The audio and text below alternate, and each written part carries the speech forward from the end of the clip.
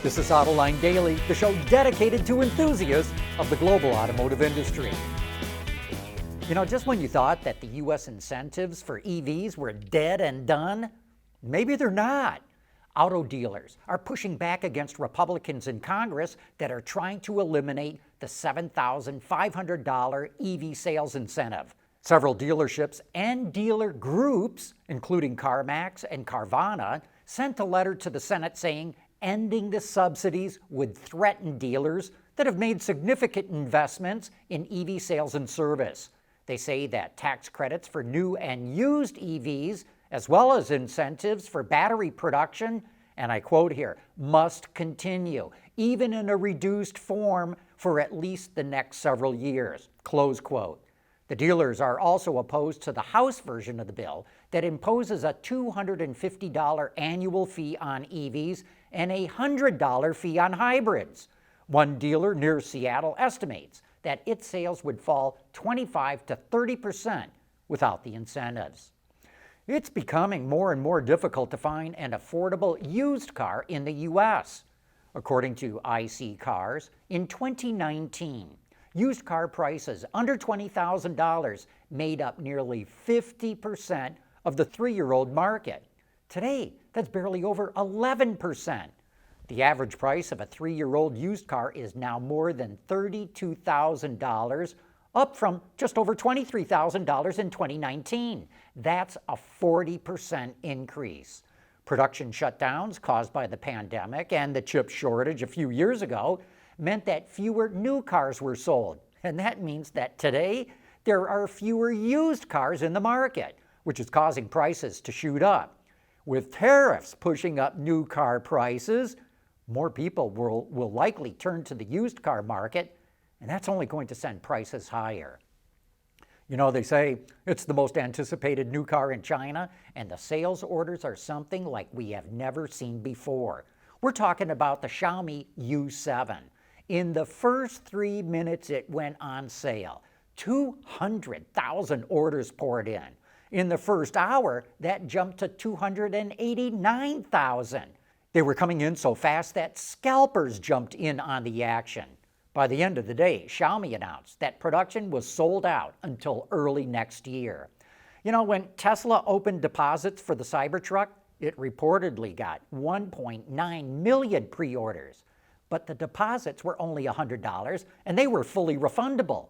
And sales have fallen far short of what Tesla expected. Xiaomi is charging $700 for a deposit, and they are not refundable. So we can be pretty sure that its pre-orders will turn into actual sales. And here's why the public is going crazy over the U7. It's aimed right at the Tesla Model Y, but with more features at a lower price. It starts at just over $35,300, or nearly $1,400 less than a Model Y. It comes with a 96 kilowatt hour LFP battery pack. That's about 30 kilowatt hours more than what Tesla has. It has 305 horsepower. That's about 235 kilowatts. And it offers 518 miles of driving range, but that's based on the CLTC test cycle.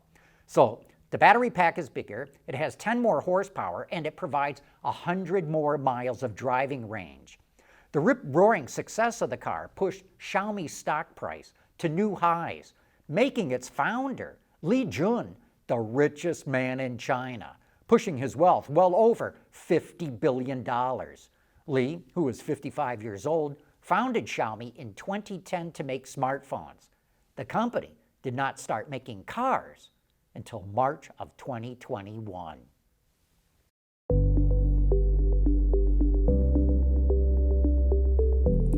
Developing today's vehicles. Issues can happen in an instant. When's the best time to solve a problem? The minute you know you have one.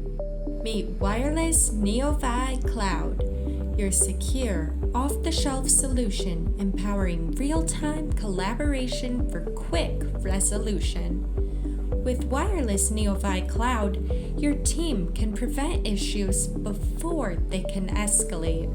driver communication data and remote diagnostics to analyze and resolve your problems using OTA, allowing your executives oversight throughout the process. Wireless NeoVi Cloud, your vehicle update solution in production and on the road. Intrepid Control Systems, driven by your data.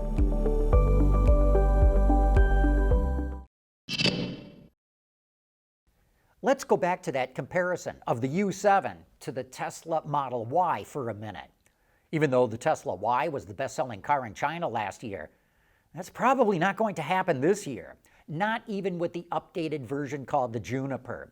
It faces direct competition from 4 Chinese EVs that are launching in the next 4 weeks. Besides the U7 we've already talked about, there's the Xpeng G7, the Neo L90, and Li Auto's i8. And the early results don't look good for Tesla. For the first 5 months of the year, sales of the Model Y are down 24% in China. Looks like Uber is serious about expanding its autonomous operations. Earlier this week, it started offering robotaxi rides with Waymo in Atlanta. And now, the New York Times reports Uber is in talks with its founder, Travis Kalanick, to buy the U.S. operations of the Chinese AV company Pony.AI. Bloomberg estimates the deal would likely be valued under $500 million since Pony has no U.S. revenue yet. If the deal goes through, Kalanick would run Pony.AI while continuing to lead his current company, Cloud Kitchens, which is kind of like DoorDash and delivers food to your house. Kalanick was ousted as Uber CEO in 2017, and he left the board in 2019. But a tie-up between Uber and Pony.AI would not be too surprising. The two companies previously signed a deal to offer robotaxi services in the Middle East. Chinese automakers are embedding themselves deeper into the European auto industry. As we've reported before, BYD is building an assembly plant in Hungary to make the Dolphin and the Atto 3 electric cars. And it just announced it will buy steel to make those cars from a supplier in Austria called voestalpine. That will certainly ease tensions with European steelmakers who have accused the Chinese of dumping steel in their market, and that led to sky-high tariffs on certain types of Chinese steel products. That cargo ship carrying thousands of cars that caught fire and sunk in the Pacific Ocean is going to be costly. According to the Anderson Economic Group, it's going to cost shippers and the industry an estimated $560 million. And that doesn't include downstream business losses, medical expenses, replacing the ship, or an environmental cleanup plan. The ship, which was traveling from China to Mexico, was carrying more than 3,000 vehicles, including around 750 EVs and hybrids.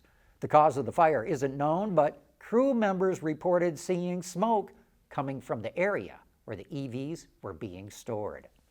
Hey, we've got the latest Autoline poll that we're opening up to all of our viewers. At the top of the program, we reported that Carvana and CarMax want the U.S. Congress to keep EV incentives in place. How would you like to see Congress vote on this?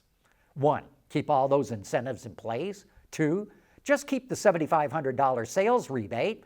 3, just keep the incentives to manufacture batteries in the U.S. Or 4, kill all the incentives. We'll report the results of the poll, but not for another week or so because we've got a programming note here. The Autoline crew will be taking a well-earned mid-year break, and we're shutting down the shop next week like we do every year. But we've prepared videos that will get posted every day on some great technology that I think you'll find fascinating. So that brings our reporting for the first half of the year to a close, and we'll kick off our second half on the first Monday in July. So we hope to see you then, and thanks for all your support.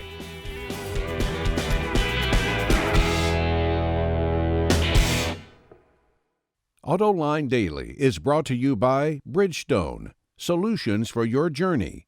Intrepid Control Systems, over-the-air engineering boost your game. And by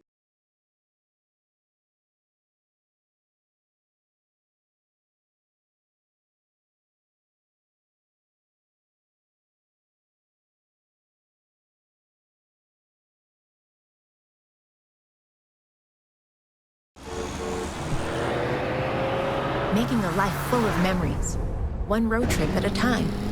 That's what really matters. Bridgestone Weather Peak Tires, with a 70,000-mile limited warranty. Ward's is the industry leader for news, data, and analysis. That's why companies across the globe subscribe to our premium service, maybe even your own.